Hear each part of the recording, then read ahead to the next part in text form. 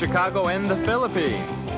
A comprehensive review of the week's special community events, featuring many exciting personalities, handled by the most professional Chicago Philippine Reports TV staff. Good afternoon and welcome to the Chicago Philippine Reports TV, still the #1 Filipino show in the Midwest. I'm Girly Pascual. Welcome to our show. Today we have all the top stories from the Philippines. We also have what's happening in our own Filipino-American community of Chicago. We have interesting interviews led by our very own executive producer, Miss Veronica Layton. We have Bridget Cotero Carino. All these are coming up and more afterward from our sponsors. Please stay with us.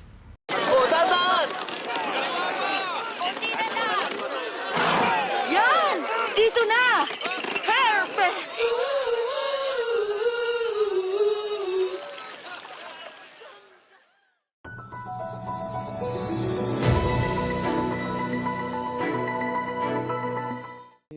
Senate President Pro Tempore and Blue Ribbon Committee Chairman Panfilo Lacson confirmed that a 355 million peso insertion was made to the 2025 national budget for the province of Bulacan.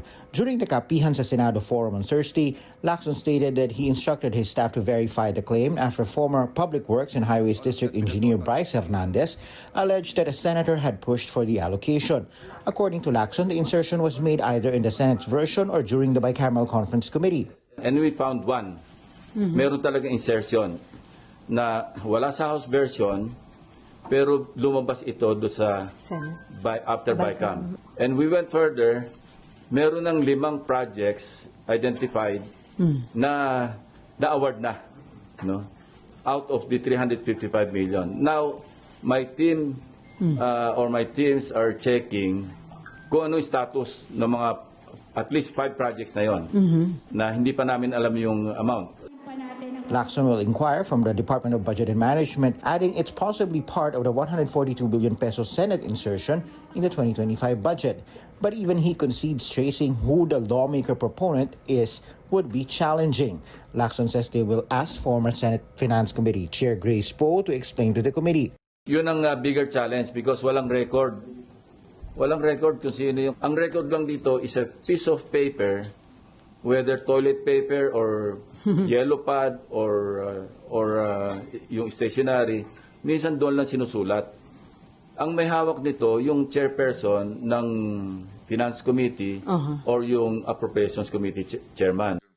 Meanwhile, Lacson also disclosed that a representative from WJ Construction named Mina visited the Senate on August 19, while the Senate was actively investigating alleged irregularities in flood control projects. Lacson adds he has summoned Mina to testify at next week's Blue Ribbon Committee hearing to identify which office she visited. Meron kaming video footage ng CCTV footage na dumalaw dito talaga yung WJ. Ang pangalan niya Mina, no? Ipapatawag namin yon. Kasi tatanungin namin, although may idea kami kung saan siya nagpunta rito, kaninong opisina ang dinalaw niya, pero ipapatawag namin para malaman natin kung kanino siya nagpunta, kaninong office, at sino yung kinausap niya, para maliwanag. Lawyers call this circumstantial evidence, di ba? Na although kung standalone, wala ka makukonclude. Pero kung may alegasyon, na merong mambabatas o merong staff ng Blue Ribbon, staff ng Senado, na sinasabing i-deliver yung obligasyon, pagkatapos napunta pa rito. During a recent House hearing, Hernandez alleged that WJ Construction is one of several companies that paid kickbacks to lawmakers in exchange for securing large government contracts. Meanwhile, Lacson wants Hernandez detained at the Senate next week. Hernandez has filed a writ of amparo before the Pasay City Regional Trial Court after he was detained at the Pasay City Jail. His attorney, Ernest Levanza, says his client's safety was compromised after his revelations during the congressional hearings. This is actually a petition and an extraordinary remedy we have availed for the benefit of our client, considering the threat to life, security, and liberty. Okay? So one of our prayers is for him to have a temporary protection order as well as a motion for witness protection program. House Infracom co-chair Terry Don has asked the Senate to reconsider its decision on where Hernandez should be detained. Hopefully by next week mag-reconsider po sila dahil talagang grave yung pong threat sa buhay po ni Bryce Hernandez pagka nasa Pasay City Jail po siya. Ridon and Senator Jinggoy Estrada were at loggerheads on social media after Estrada posted yearbook pictures showing Ridon was a school batchmate of Hernandez.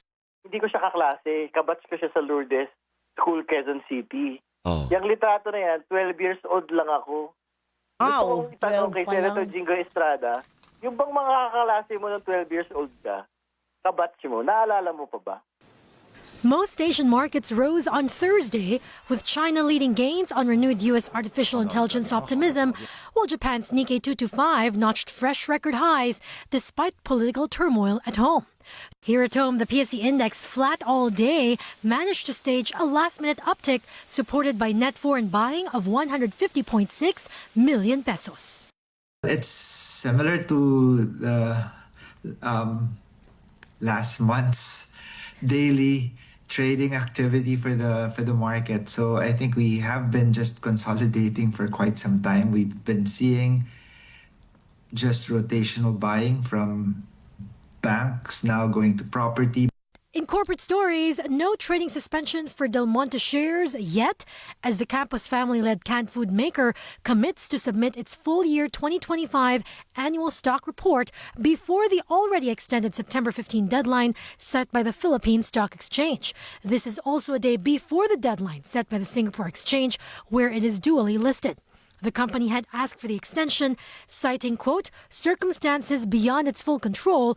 In the meantime, it disclosed earnings for the first quarter of 2026, covering May to July of 2025, with net profits spiking nearly 14 times to $5.5 million on improved sales and margins. And from one pocket to another, Megawide Construction enters into an agreement with parent Citicorp Holdings Investment, or CHII, for the partial settlement of advances made by Megawide, totaling $4.7 billion as of end June, including principal and interest. Citicorp Holdings will settle a portion of that, $3.5 billion in cash, with a balance of $1.2 billion settled at a later date through the transfer of Citicorp shares in Citicorp Renewable Energy, or CREC. In times of economic uncertainty and chaos, your money means nothing. You may not even be able to get it from your bank or ATM. And the money you do have in the stock market will go down and down and down. It's happened during every economic cycle, and it will happen again. What you can bank on is gold and silver. Gold and silver have been a reliable and trusted form of currency for thousands of years. Gold and silver have never been worth zero, and typically gold holds its value and sometimes grows during economic turmoil. Call the Gold Hotline now and learn how to protect your money and your assets with gold and silver.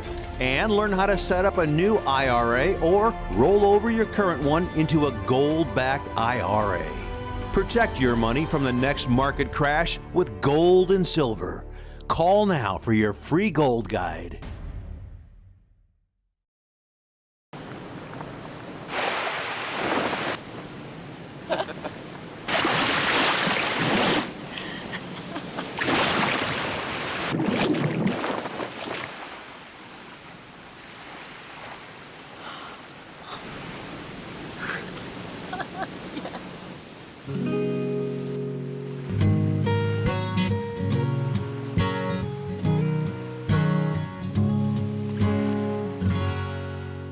Do you need to get your hands on some extra money right now?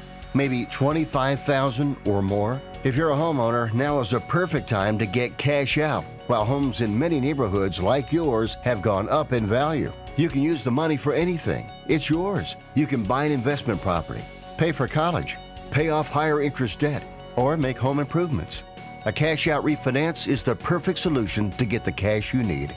If you need $25,000, $50,000, or even $100,000, now's the time. Home values are up, and so is your equity.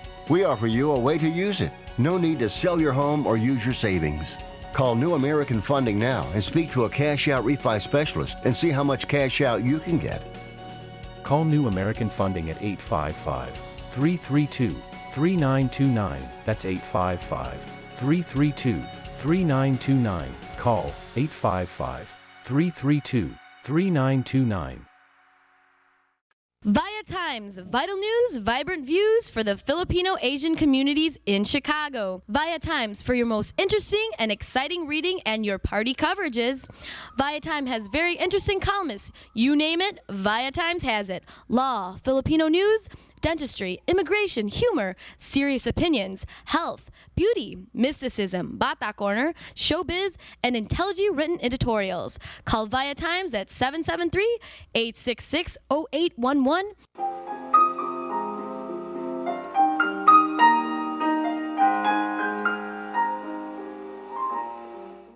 Magandang hapon po sa inyo lahat and welcome to Veronica's segment of the show. Today, I have a very, very interesting guest. And this is his first time in our show. He's a book author and his name is he's a professor, Dr. Jim Padria. Dr. Jim Papadria. She is married to a Filipina, Bicolana. I noticed it's a Philippine shirt right away. Okay. Dr. Papandrea is, well, he wrote this book titled Church, Original Church. The Original Church, yeah. So I got to get a copy of that. And he's a professor of church history and theological history. And it sounds heavy to you. If it sounds heavy to you, it sounds heavy to me too. Well, it's only this thick, so it's not too big. Now, how many pages is that? I don't know. 135. Oh, and you are teaching the Garrett Theological Seminary. Okay. Right, in Evanston, yeah. Where is that? It's in Evanston, northern suburbs of Chicago. Oh, Evanston here. Yeah, yeah. Oh, okay. I live in Florida, but I teach there. That is our neighboring suburb. Yep, that's right. I love Evanston. It's a really, really nice, quaint town where Northwestern University is, right? Yeah, yeah. We're Garrett Seminary is on the north end of the campus of Northwestern. Okay. Now, Dr. Papandrea, well, he wrote this book titled Original Church. And okay, the first question we'll ask him is the background on why he wrote a book like this. Doctor. Yeah, so I grew up in a Protestant denomination, and one of the things, well, they taught me a couple things when I was growing up in a Protestant church. And there were two things they taught me that really stuck with me my whole life. And as it turned out, one of those things was true and the other was false. The thing that was true that they taught me was that it should matter to us what the earliest Christianity was like. If we call ourselves Christians, we should care what it was like back in the early church when people were being taught by the very disciples of the apostles, and they were much closer in time to Jesus himself and the apostles, and so that they were closer in time to the original teachings. So we should care about that. We should want to know what that was like, and in some sense, we should model ourselves after that. So that's one thing they taught me, and I learned that so well that when I eventually went back to get my doctorate, my PhD, I decided to study the early church to find out what that original church was like. But the other thing that the Protestants taught me was that the Protestant Reformation was about getting back to this original church, that there was some kind of sort of pre-Catholic version of Christianity that the Protestants were trying to recapture.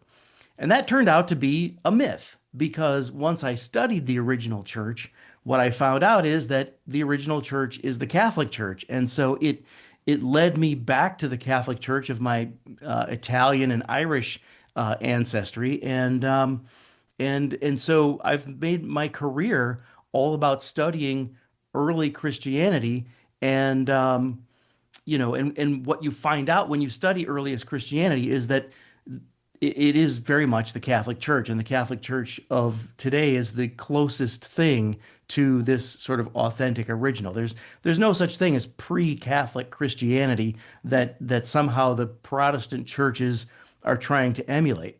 The Protestant churches have introduced a lot of new things to Christianity in the last 500 years, but they are not, as they claim, going back to some original version of Christianity. And so that's been my whole career, and this book is kind of the culmination of all of that work. Well, doctor, oh, so what you're saying is that the original church is more of a Catholic church? Yeah. All Yeah, that's right. Very good. Right. Well, it's nice to know I'm a Catholic. So, I thought it was more different than that. Okay, but it is. Well, of course, there were differences, and the Catholic Church of today couldn't possibly be exactly like the early church because it's got to have more bureaucracy and everything. But in terms of the authenticity of the church, what the Catholic Church is today has developed in very legitimate ways from the early church. Whereas the Protestant movements, the Protestant churches have all kind of veered off on a tangent in one direction or another. So again, for me, that's why I came back to the Catholic Church. So, of Once course, I realized this, I had to. yeah, of course, there will be a difference, from um, original to the modern practices that we're doing in our church, right? And Right. and any other kind of churches, I guess. Like in some Protestant churches that I guess churches have to go with the times, and Well, I just mean, cannot stay put in what they were taught. and that is exactly the theme of this book, which is how does the church develop without becoming corrupted? So on the one hand, you say go with the times. Well, we don't want to follow the times to the point where the church just becomes trendy, right? But on the other hand, we don't want the church to be some static ancient thing that's irrelevant now. And so, how does the church develop in ways that are authentic without becoming corrupted, but on the other hand, also remain grounded in the tradition and remain faithful to the thing that Jesus started. And again, so we're looking for that balance of development but not corruption, tradition but not static. And so that is what the Catholic Church has done and has been for almost 2,000 years.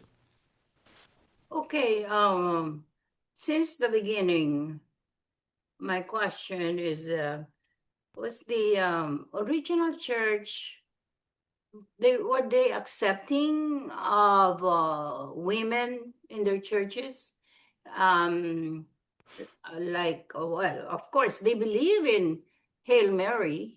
I mean, Mary, the Virgin Mary. Mm-hmm.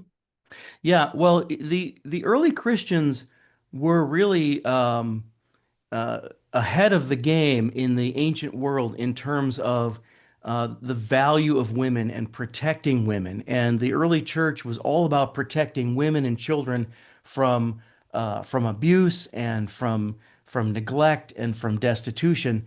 The women were, of course, welcome in the church. I mean, that's, when St. Paul says there's no longer male or female, Jew or Greek, but we're all one in Christ Jesus. But of course, in the early church, the clergy were men, and they did have deaconesses who assisted women during their baptism. But apart from that, the clergy historically were all men, as they are to this day in the Catholic Church. But they did have already in the early church the tradition of what we call consecrated virgins, which is the precursor to our religious sisters today. And so they, there was again, this is unique in ancient culture. There's a vocation for women apart from marriage, which is, consecrated religious life. We already see that in the early church. And then in terms of, we have some really important documents that were written by women. Back in the ancient world, women didn't write a lot of documents, but when a Christian woman did write a document, it was celebrated and preserved. It was not suppressed. And so we have the pilgrimage diary of Egeria, where she took notes on her pilgrimage to the Holy Land. We have the diary of Saint Perpetua, who kept a diary while she was in prison, waiting to be martyred. And we have notes from the teachings of Saint Macrina written down by her brother. And so where the women in the early church wrote things down, those things got kept and were respectfully read. I see. Was it popular during the Roman Empire? So, yeah, so when we talk about the early church, that's exactly what we're talking about. We're talking about the church during the Roman Empire. So, um, it's very interesting how the Roman culture, Rome shifts from being a republic to an empire right about at the time Jesus was born, right around that same time. And so the Roman Empire and the early church really exist side by side and are kind of interdependent with each other. And so in my studies, like I've studied not only the early church and the New Testament, but also the Roman Empire, because you can't really understand the early church without understanding Roman history too. So it's all of that time from, the first several centuries AD, that's what we're talking about when we say the early church. How about how about some of the translations that they use in the Bible about this original church? Yeah, so the Bible of the apostles and their disciples and the early Christians was basically all in Greek. And so what they had was they had an Old Testament that was translated into Greek, and that did include the books that are all the books that are in the Catholic Bible. And so you may be aware that the Protestants took some books out of the Bible. So we have books in our Old Testament like Tobit and Maccabees and Wisdom. The Protestants have taken those books out of the Bible, but those books were in the Bible of the original church. And then of course, they had the New Testament as well, and all of that was in Greek. The Old Testament stuff mostly had been translated into Greek from Hebrew. The New Testament was written in Greek, and so that's the Bible they use. Now, eventually, by the third, fourth century and going on from there, then the Bible starts getting translated also into Latin, and that's where we get our Latin Bible from. But to this day, we have the manuscripts of the Bible in both Greek and Latin, and so when they make a translation into English or into Tagalog, they're making that translation from these original languages of mostly Hebrew and Greek, but also sometimes Latin too. Professor, I thought it was it was in Latin instead of Greek. I mean, it was originally written in Greek. The New Testament was originally written in Greek and then had to be translated into Latin. Oh, And so when we think of the Catholic Church and we think of everything being in Latin, like the Mass was in Latin and everything, well, that was true for the Middle Ages, but not so much in the early church. In the early church, it was Greek and it shifted to Latin. And the reason it shifted to Latin is because in the Western part of the world, everyone started speaking Latin. And so it's very interesting because just like the Second Vatican Council authorized Mass in the different languages that you actually speak, that we all actually speak. Well, that's exactly what happened when everything shifted from Greek to Latin. It shifted from Greek to Latin because Latin was what everyone was actually speaking, and they were forgetting their Greek, and so it was better to have it all in Latin. And it was that way for, over 1,000 years. And now, of course, we have the option of going to mass in our own native languages, but we think of it as Latin, but at first it was actually Greek. Okay, Professor, where can our viewing audience pick up your book?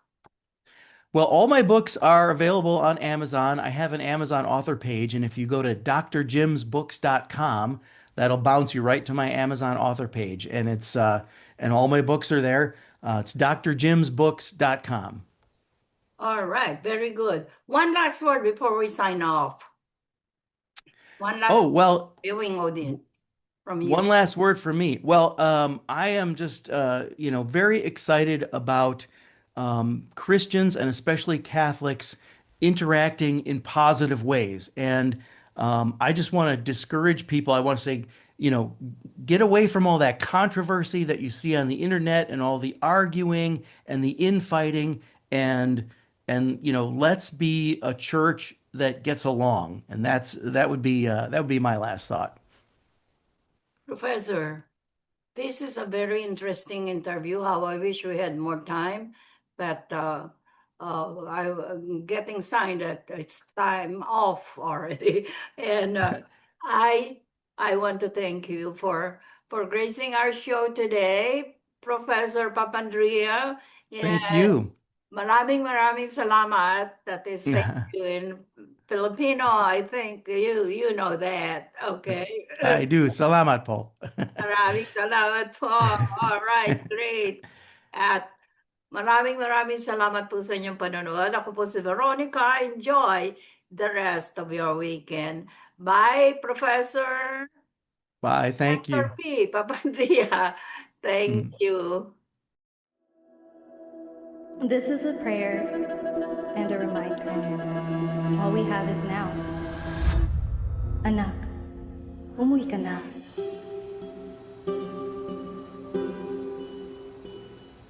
Worldwide this morning, growing concern over a growing health crisis. The World Health Organization has just declared that this is a pandemic. Hi. I can't hug you. Don't touch me. Over the last several days, we have seen peaceful demonstrations. Protests over police brutality continued here in Austin. Remember when you started going to college? You came home a liberal? Dad, please. That's what we do to you guys in this court. All these people that we never met and never will meet because of what had happened to them. It's just too much. The way that our family communicates is not necessarily, it's not great. What advice would you give for those of us that are struggling? Deal with it. Yeah.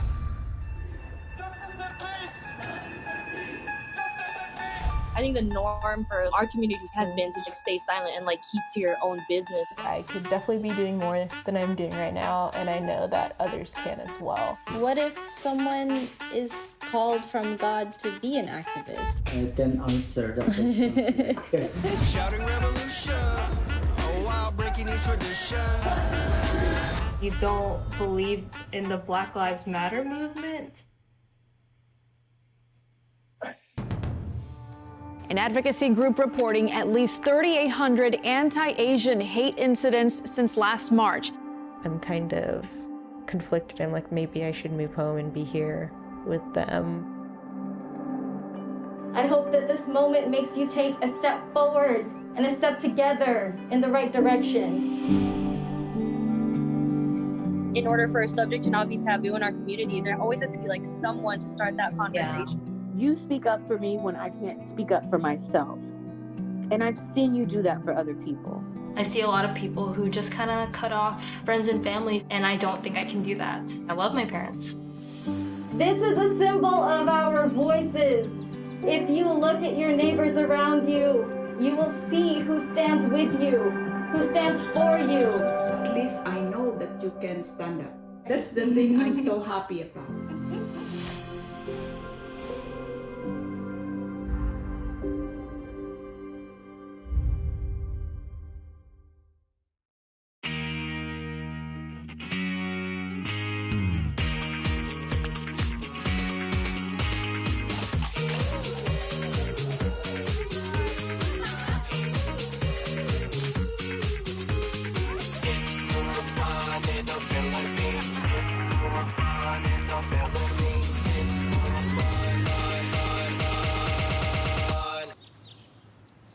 It's more fun in the Philippines.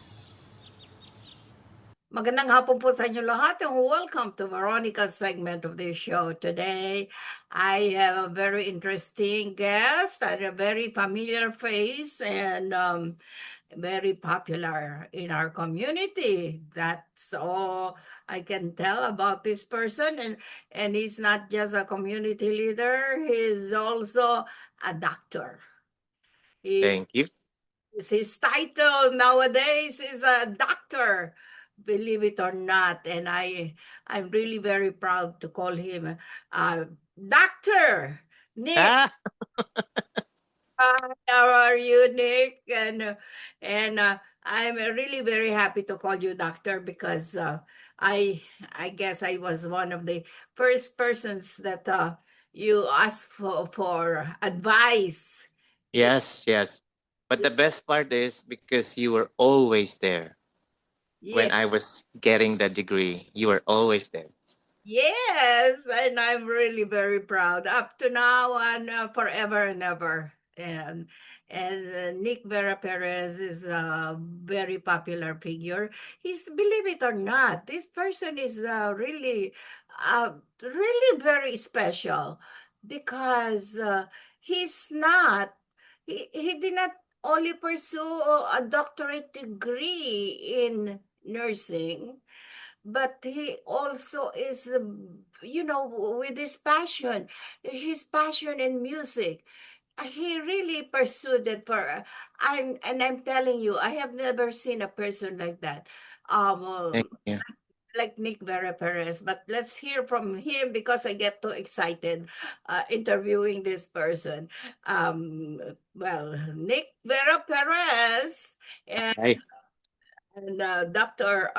Nick or Dr. Alvin Tan for sure. Yeah, For sure. officially. Now, Nick, I invited you today for this special interview because you are celebrating a special occasion this month or next month. Okay. And okay, this is This coming Saturday. Saturday. Oh my God, lapit na. I Oh, love it now. yes. Yeah, it's a Saturday now, the 26th. I Right. know, yeah. Okay, Yeah. I'll be there. Anyway, Thank you, thank you. we will be talking about that. The title of this occasion is Saltare Toi. Okay? Uh-huh. Saltare Toi. These are French words, I guess. Yes. Uh-huh. And also he'll be talking about his sixth album. Yes, yes, yeah. Uh-huh. Very, very interesting. Okay. Nick, first thing first, can you please tell us about the Saltare Toi that's happening this coming Saturday? Saltare, or some say saltere, or whatever, tomato, is a French word for jump, meaning leap. So when you leap or jump, pretty much you add music to it, you dance. So now we coined it saltare. It's a new event every single year from NVP One World because as Filipino Americans or just people, we love to dance, period, correct? So this is putting high-end music at the same time, all night long dancing. So the dancing is not just your typical dance, whatever. This is coupled with some raffle prizes with Dancing King and Queen of the Night that will get a really good prize, like an overnight stay at the hotel if they win, and a lot of surprises. And it's a hybrid entertainment, meaning all night the music is being played. You can dance whenever you want. It's just pure dancing. The program is not even um, there. It's just pure dancing. However, since it's a hybrid entertainment, you will not feel that the music is already being sung live at your presence. So it's a medley of both real music and at the same time real people singing it. So there are some insertions in between, but all songs are danceables. And then this Twa is our third time that we're doing this every single year. So it's becoming a brand. Before it was Saltere and then Saltere Du, which means two, and then three is Twa. And then let me find the word for four. So yeah, there you go. And people really love it. And this is the first time we're doing it on summertime. We usually do it springtime for Saltare. Yes. Right. And it's now summer. Okay. Yeah. All right. And So this, yes, it's on our third year, and the previous 2 years we are doing Dancing King and Queen, and our criteria is simple. If we spot you dancing so happy that you don't care who's watching you, then you win. But this time, for the first time, because we're now giving prizes, which is an overnight stay at that hotel, you can use that within 1 year, whenever you want. This entitles you to have criteria. There will be four judges. There will be doctors doing the judging for the Saltare. And they will happen. I will segue to the sixth album. The sixth album will release August 15. However, at Saltare, we will play 4 of the 12 songs. Oh, So, yeah, it's an advanced gift for everyone. So it's like being the first to listen even before the world has listened to the songs. I see. So everything will be sounding like extemporaneous, is it? Mm-hmm. Exactly. Exactly. Oh, that's very interesting. Uh-huh. Extemporaneous. And so far at this time, you really don't have an exact number of participants. We do. Right now, we're over 100. Where our target for summer is always 100. Now we're over 100. And we're lucky because summertime people go on vacations. They leave the U.S., the Chicago, they go elsewhere. So we're lucky to have them. And my group is different from most people's group, but there are some that we crisscross, communities. And for me, music has to be melody and medicine go together. It's double M. So if you have the melody to dance, go for it. It doesn't matter what community you are in, you can join in. And it's open to public. And there's a lot of events out there. But so I'm thankful for those who said yes to coming and supporting the event. So what you're saying is this is not only open for the Filipino community, but other communities. Yes, 100%. So some of the Filipino American communities that we are in right now are able to connect and meet other groups. There's a lot of people in Chicago and a lot of professionals to deal with and to hang out with. It's a different group, different vibe, but mostly, of course, from our Filipino community. But will this be the first year that you will be doing this kind of celebration? No, it's our third year. That's why it's It's Twa. the third year, but the kind of program that you will be doing with the Oh no, other communities. no, the first and second and third are the same. We did the same thing. I see. I The see. only the only difference is that this time when they won last time when they won Dancing King and Queen, there's no prize except for trophy. Now there is a real prize. And they will be crowned, there will be crowns to give them. And then they will be published in all media and newspapers. So that's a good thing. Well, or are the participants, the winners, going to be based on the talents of singing and dancing? No, dancing. Yes, dancing. Yes. Oh, I cannot participate. Uh, But you are always welcome. You don't have to join. I opened up to you before. If you want to stay overnight, let me know. You will always have that privilege with me, 100%. it's Automatic. the Orrington Hotel in Evanston, right? Hilton, Arrington, yes. Arrington. I know the hotel. It's really a landmark in that area. Yeah, It's an yeah. hotel. Since I came here, I've known that hotel. Yeah, that hotel or that Evanston area is like going to Oak Brook area, Bloomingdale area. It's a very high end luxury place. That means every spot, every corner, even though it's small, it's extremely extravagant there. Yeah, Oh, that's nice. Sounds good. yeah, All right. I'll um I'll think about it. yeah. All right. Now, let's talk about but right now, actually, you don't have the number of participants, right? Not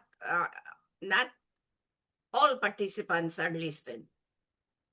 Listed as dancers, you mean? The participants that's going to be joining the Saltare. How many do you? Um, joining as guests or joining as contestants? Oh, What was your question? yes, and joining us already. All right. Uh-huh. So far, you have uh, I mean, you're just counting not the guest, right? Not the guest, just the ones that you have picked for the talent show in a way. Oh, no, no, no. The dancers we have to pick on the spot when they're there. Oh wow, that sounds Yeah. exciting. So you can tell who's the real queen because she does not need preparation, right? There's one of them. When they say they can dance, they can really dance. So it's a dancing king and queen. And that's the highlight of the night because they're like the real praised couple of the night. Wow, sounds exciting. All right, Yeah, yeah. that's going to be a big night, Nick. And Yeah. the place is beautiful. When you go in, it's like four huge windows, but they're covered with banners that look like the beach. So you feel like you're looking outside and it's beach time because the theme is Hawaii. Oh, wow. Hawaiian. Yeah, Hawaiian basically, but yeah, putting it another level. So, all right. Sounds very good. Sounds exciting. Okay, let's talk about the sixth album. Yes, the sixth album has been programmed or prepared by, as usual. I'm very loyal to people. Adonis Tabanda, who has always been my musical director, composer, and a music director. This was done since like a year ago, but then I was busy promoting album 4, and December this year I'm gonna promote the album 5, which is the gospel songs, and we will be going around churches. This is album 6 now, which is basically what people are waiting because they're always like saying, "Why are all your songs ballad?" So this is the time. It's dancing. There's cha-cha, there's R&B, there's hip hop, there's pop. So there's a lot of genre involved. People are saying, "Why don't you stick to one genre?" No, I wanna show people that I can do pop, I can do ballad, I can do anything except for rap. I can't rap. All right. Adonis Tabanda. The name sounds familiar.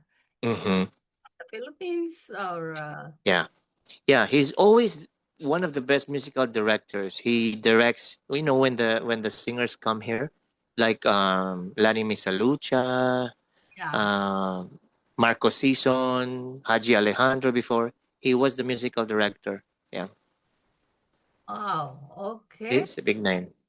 Very good. And all right, Nick, you have been you really have been a very good singer. And Thank you, thank you.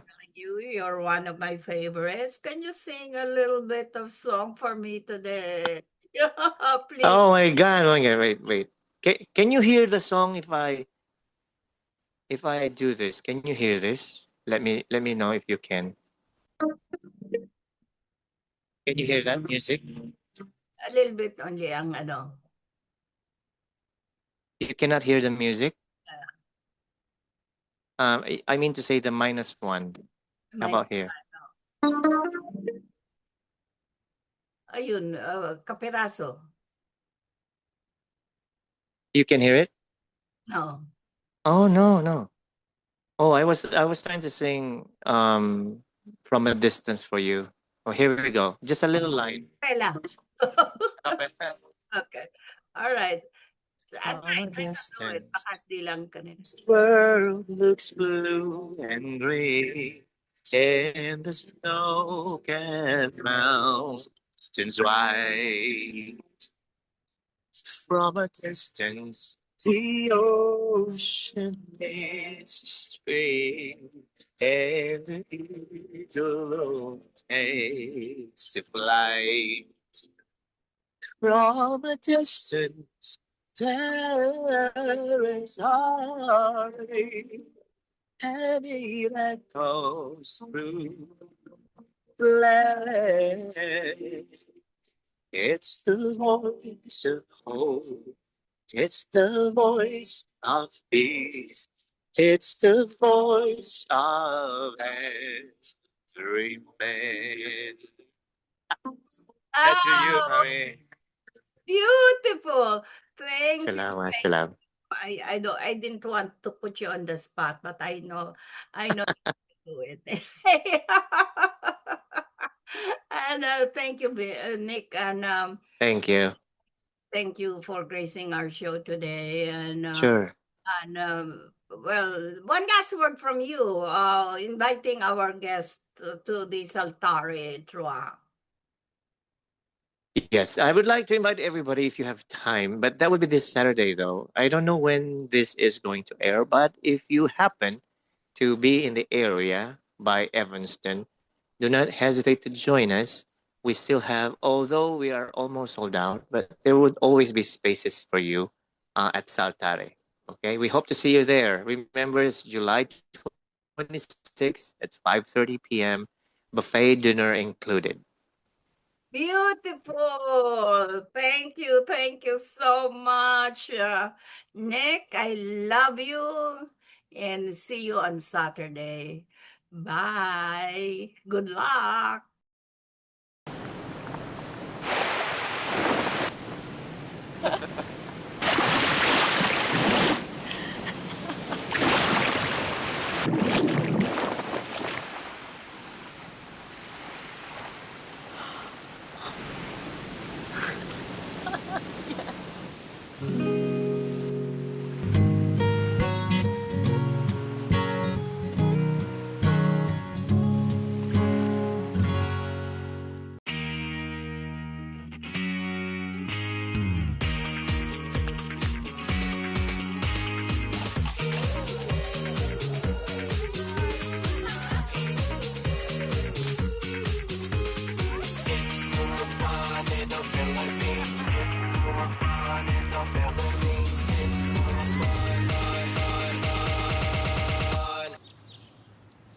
It's more fun in the Philippines.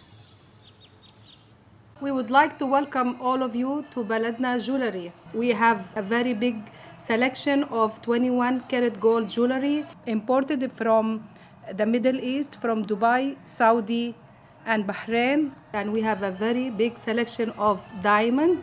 We offer free financing for 6 months, and we have a layaway system which you can leave your stuff for 3 months. We repair gold and we buy old gold. Welcome to Baladna Jewelry. Salamat po.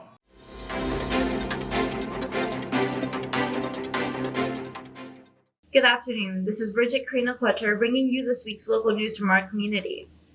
Cook County Department of Public Health is urging residents to stay vigilant and take precautions against mosquitoes, which carry the potentially deadly West Nile virus. The risk of human West Nile virus infection remains high in suburban Cook County. West Nile virus occurs in humans when they are bitten by mosquitoes that contracted the virus by feeding on infected birds. Since May 11th, when the surveillance period for the virus began, through August 30th, suburban Cook County has reported 25 cases of West Nile virus. Of those cases, 17 cases were neuroinvasive, meaning that the central nervous system was affected. Most cases of West Nile virus infection have either mild or no symptoms and may go unreported, so case counts are underestimates. The Department of Homeland Security released a memo Tuesday morning clarifying that Immigration and Customs Enforcement, or ICE, does not raid or target schools. ICE is not conducting enforcement operations at or raiding schools. DHS Assistant Secretary Tricia McLaughlin wrote in a statement, ICE is not going to schools to make arrests of children.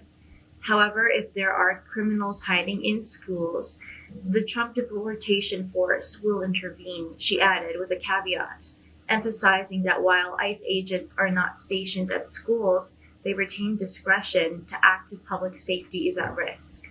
Former state lawmaker says Illinois is on top in the nation for per-student spending in higher education, despite enrollment plummeting as Illinois' high school graduates select colleges in other states. The Illinois Policy Institute found that state government spending on higher education in Illinois increased over $2 billion as enrollment dropped by more than 106,000 students between 2009 and 2024.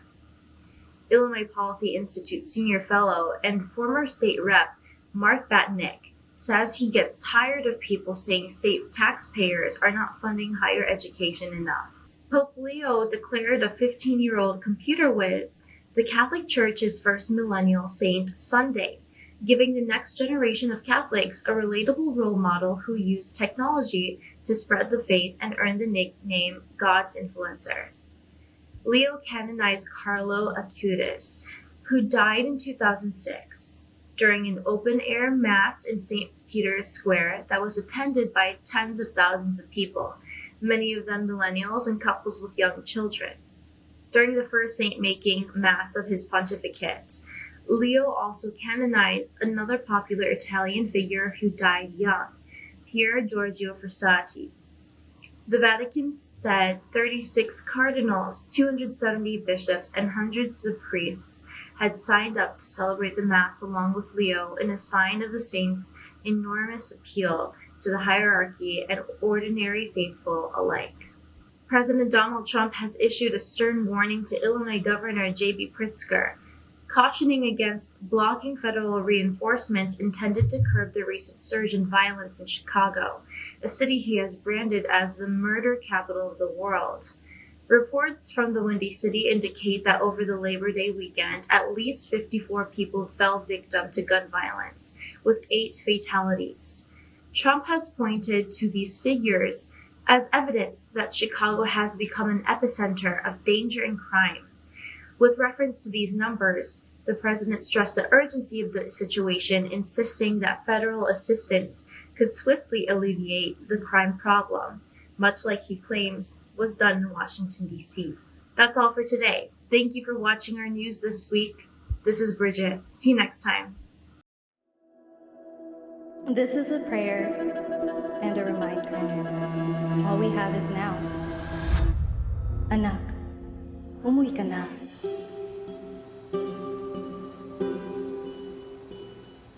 Worldwide this morning, growing concern over a growing health crisis. The World Health Organization has just declared that this is a pandemic.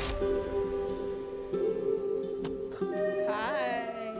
I can't hug you. Don't touch me. Over the last several days, we have seen peaceful demonstrations. Protests over police brutality continued here in Austin. Remember when you started going to college? You came home a liberal? Dad, please. That's what we do to you guys in this point. all these people that we never met and never will meet because of what had happened to them. It's just too much. The way that our family communicates is not necessarily, it's not great. What advice would you give for those of us that are struggling? Deal with it.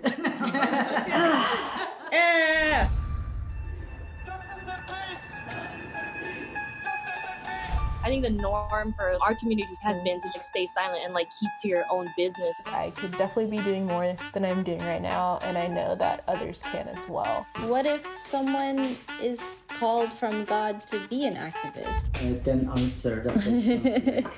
Shouting revolution, oh wow, breaking each tradition. You don't believe in the Black Lives Matter movement? An advocacy group reporting at least 3,800 anti-Asian hate incidents since last March. I'm kind of conflicted. I'm like, maybe I should move home and be here with them. I hope that this moment makes you take a step forward and a step together in the right direction. In order for a subject to not be taboo in our community, there always has to be like someone to start that conversation. You speak up for me when I can't speak up for myself. And I've seen you do that for other people.